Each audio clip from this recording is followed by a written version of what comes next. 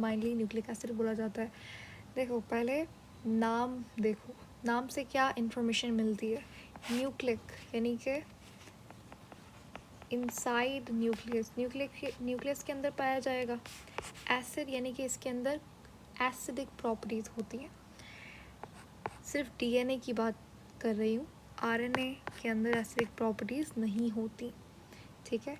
DNA की बात हो रही है, तो डीएनए एसिडिक होता है। अच्छा, डीएनए एसिडिक क्यों होता है? डीएनए एसिडिक होता है फॉस्फेट की वजह से, ठीक है। अच्छा, डीएनए नेगेटिव भी होता है, डीएनए नेगेटिव भी होता है और वो भी फॉस्फेट की वजह से होता है।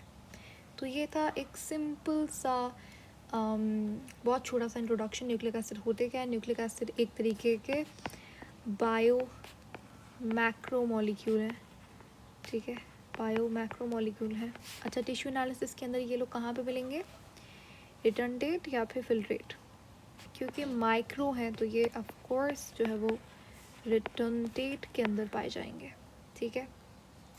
स्पेसिफिकली पहले बात करेंगे डीएनए के अंदर, आने वाली वीडियोस के अंदर हम लोग डिस्कस करेंगे आरएनए क्या होता है। तो DNA, deoxy ribo nucleic acid, DNA बना हुआ होता है,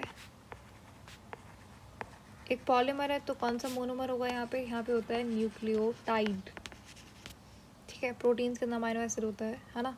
कार्बोहाइड्रेट्स के अंदर मोनोसैकेराइड्स होते हैं, डीएनए के अंदर क्या होगा? न्यूक्लियोटाइड्स होंगे।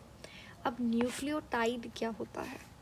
देखो, डीएनए के अंदर 3 चीज़ें होती हैं।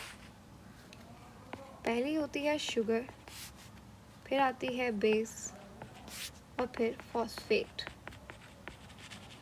ठीक है।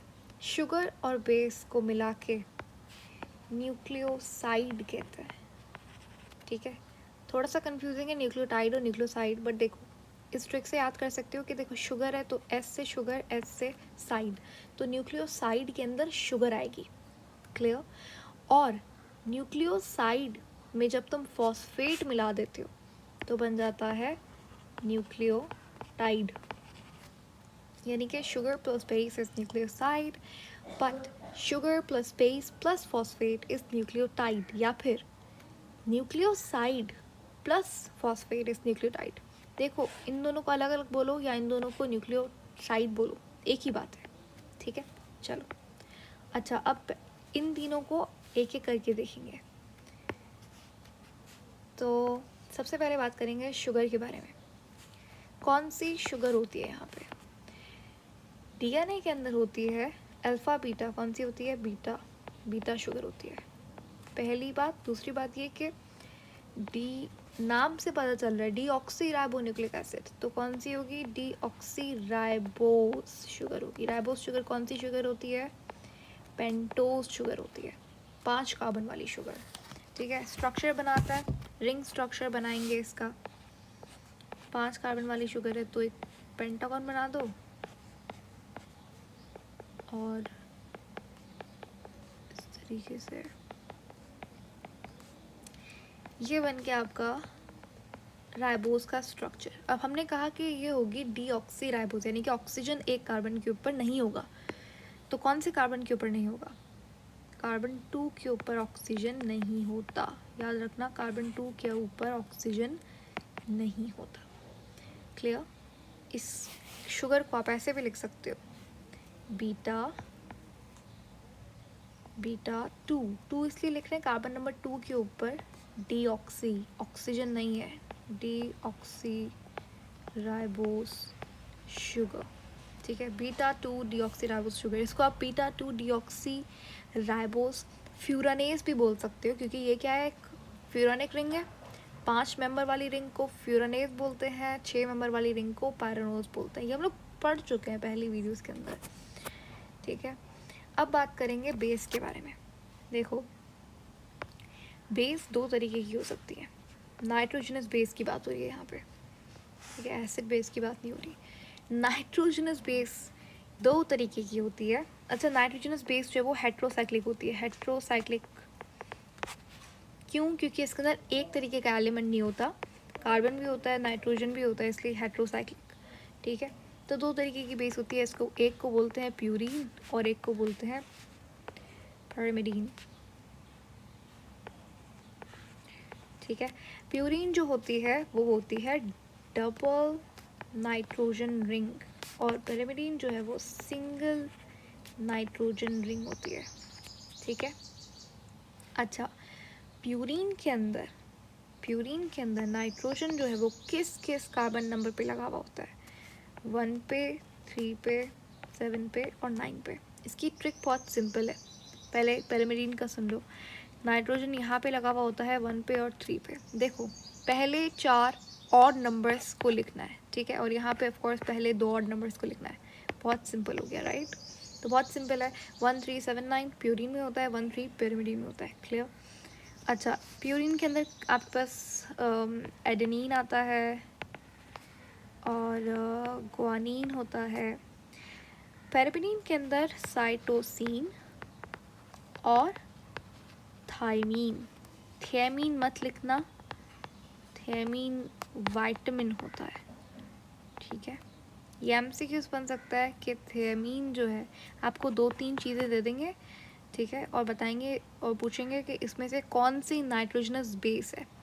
तो समझ लो ये कोई भी नाइट्रोजनस बेस नहीं है, और एक एग्जाम्पल में थियामीन लिखा हुआ होगा, तो उस पर टिक मत करना। नन, एक ऑप्शन होगा नन, उस पर टिक कर लेना, क्योंकि थियामीन जो है, कहने का मकसद ये थियामीन थायमीन में कंफ्यूज मत होना है। इसमें एमसीक्यूज आता है जहाँ पे एग्जामिनर फंसाने की कोशिश करता है कि थियामीन को वो डीएनए के रिलेटेड कुछ एमसीक्यूज बना के दे देता है।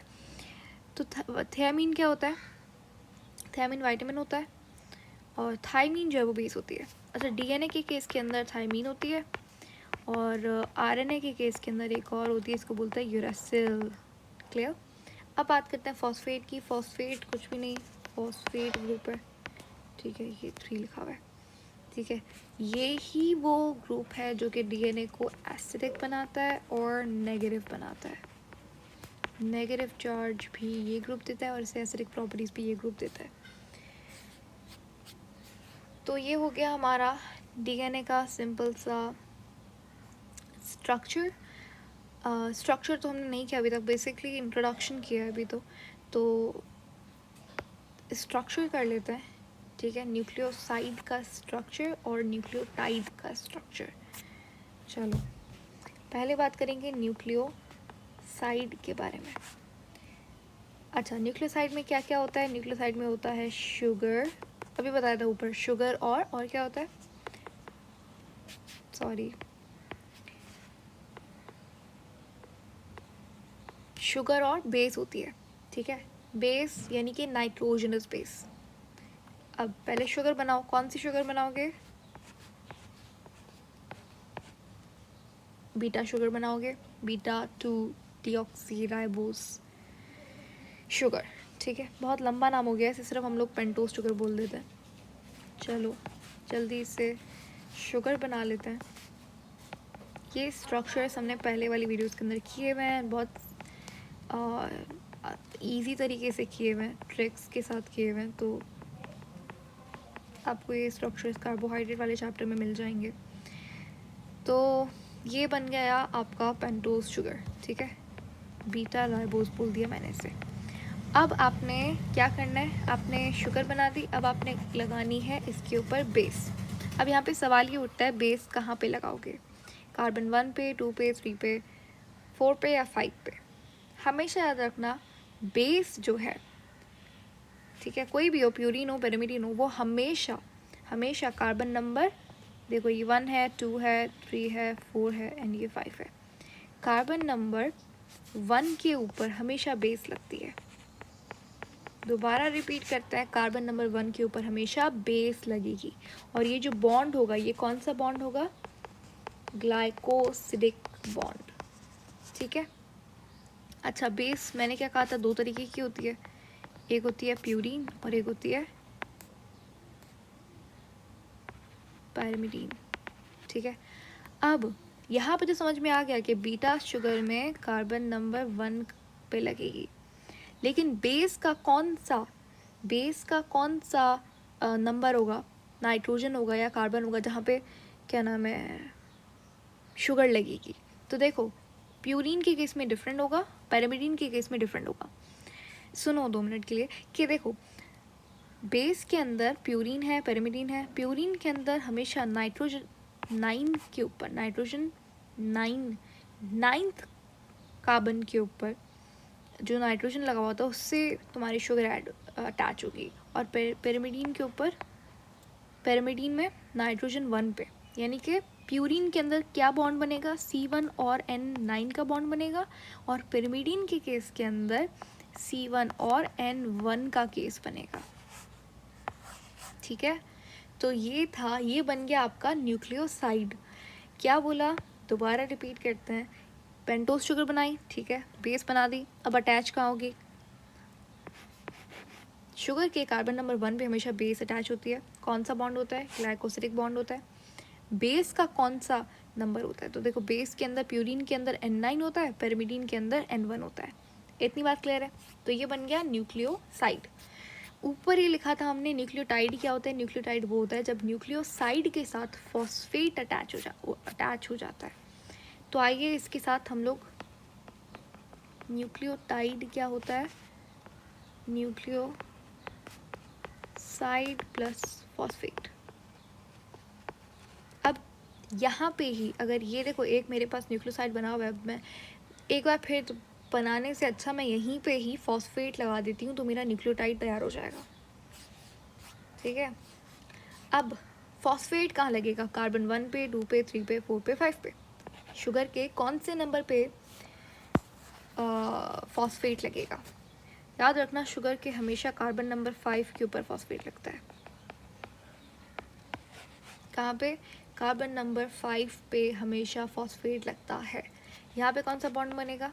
क्या सेम बॉन्ड बनेगा? ग्लाइकोसिलिक बॉन्ड बनेगा? नहीं, यहाँ पे बनेगा फॉस्फो एस्टर बॉन्ड या फिर लिंकेज, एक ही बात है।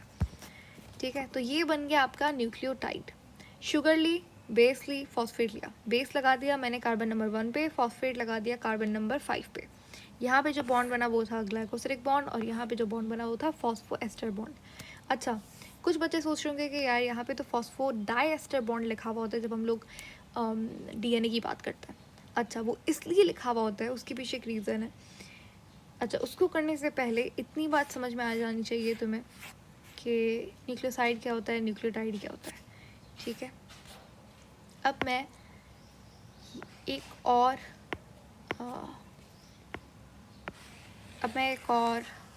न्यूक्लियोटाइड बना लेती हूँ ताकि हम लोग समझ सकें कि डाइएस्टर क्यों लिखा हुआ होता है।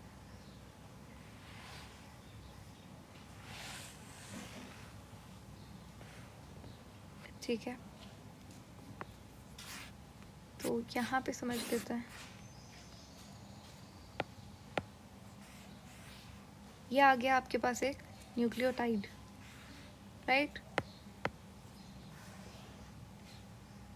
एक और न्यूक्लियोटाइड ले लिया। ओके, अब जो भी एक्स्ट्रा चीज़ें लिखी हुई है वो मैं यहाँ से हटा रही हूँ अभी।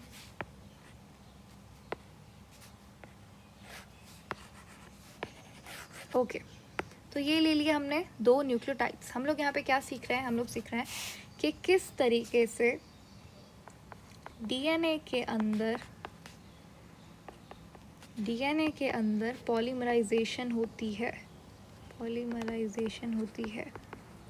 कि मतलब how nucleotides combine together to form long chain, to form polymers।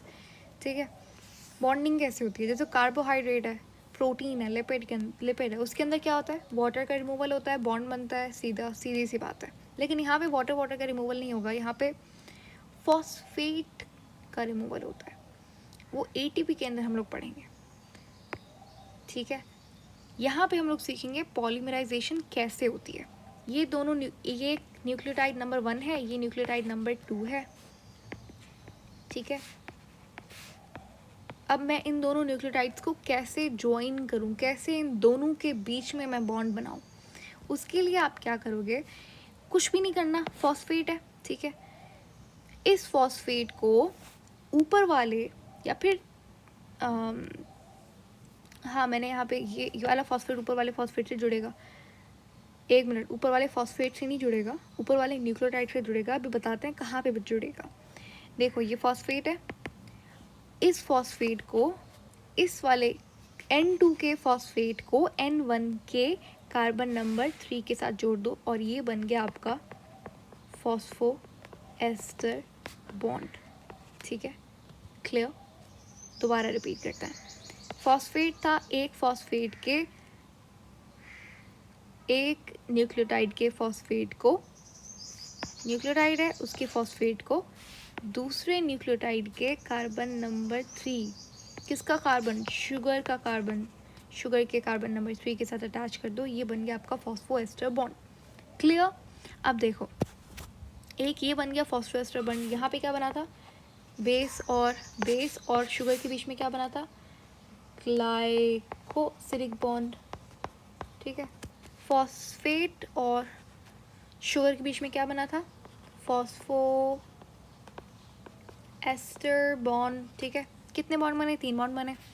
अब इसीलिए हम लोग लिखते हैं कि डीएनए के अंदर क्या होता है, फॉस्फो, 2 एस्टर बने तो क्या लिखोगे, डाई के ट्राई, कितने लिखोगे, डाई लिखोगे ना, मतलब 2 फॉस्फो एस्टर बॉन्ड्स बनते हैं, इसीलिए हम लोग फॉस्फो डाई एस्टर बॉन्ड लिखते हैं। ठीक है, क्लियर, पता चल गया कि किस लिए डाई एस्टर लिखा जाता है, तो ये रीज़न होता है। तो यहाँ पे हमने पढ़ा कि पॉलीमराइजेशन कैसे होती है डीएनए के अंदर। और अगर आपसे कोई पूछे कि कौन कौन से बॉन्ड्स होते हैं न्यूक्लियोटाइड के अंदर, न्यूक्लिक एसिड के अंदर कौन से बॉन्ड्स होते हैं, देखो न्यूक्लियोटाइड, अच्छा ये भी एक सवाल बन सकता है कि बताओ न्यूक्लियोटाइड के अंदर कौन से बॉन्ड्स होते हैं, न्यूक्लियोटाइड के अंदर पूछ रहा है तो सिर्फ होगा ग्लाइकोसिलिक बॉन्ड और फॉस्फोएस्टर बॉन्ड। लेकिन अगर न्यूक्लिक एसिड के बीच में पूछ रहे हैं, न्यूक्लिक एसिड के अंदर कितने बॉन्ड्स होते हैं, तो फॉस्फोडाइएस्टर होगा। ठीक है, तो दैट्स इट फॉर टुडे, इतना, आई थिंक दैट्स इनफ।